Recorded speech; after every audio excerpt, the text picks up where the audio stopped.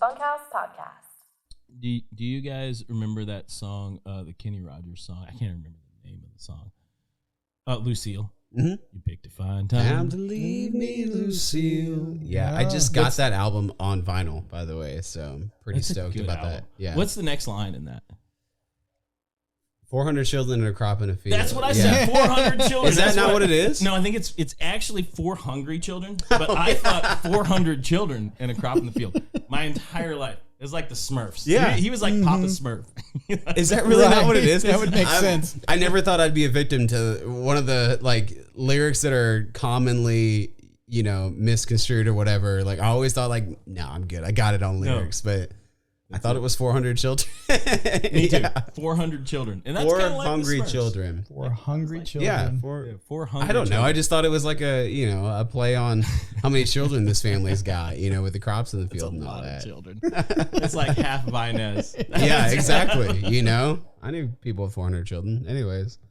So let's talk about Victoria, the coastal plains of Texas. Yeah.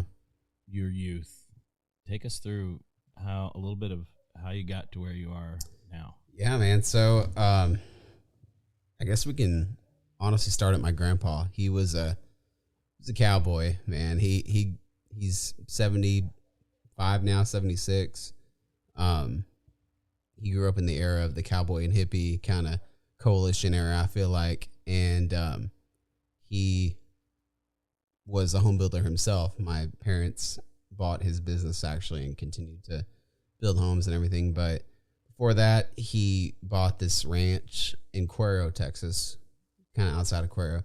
Home of the Chupacabra. Yeah, home of the Chupacabra. You seen it? I have not seen the Chupacabra. It's pretty wild. Chupacabras are real, or in DeWitt County, yeah. But it's like the Fighting Gobblers is the name. Yeah, the Fighting Gobblers, that's the high school there. Yeah. And, I mean, my earliest hunting and just exploring a vast just ranch and everything was the earliest memories of that were on his land. And he would take me, like, I learned how to shoot guns out there. I grew up in the country too, but like my grandpa was kind of like when we go and hang out with him for the weekend or whatever, like we were almost too young to be shooting guns, but he'd still just put a gun in our hands and be like, he'd fill up like old coffee cans with water and be like, just shoot him, like target practice, you gotta learn how to do this.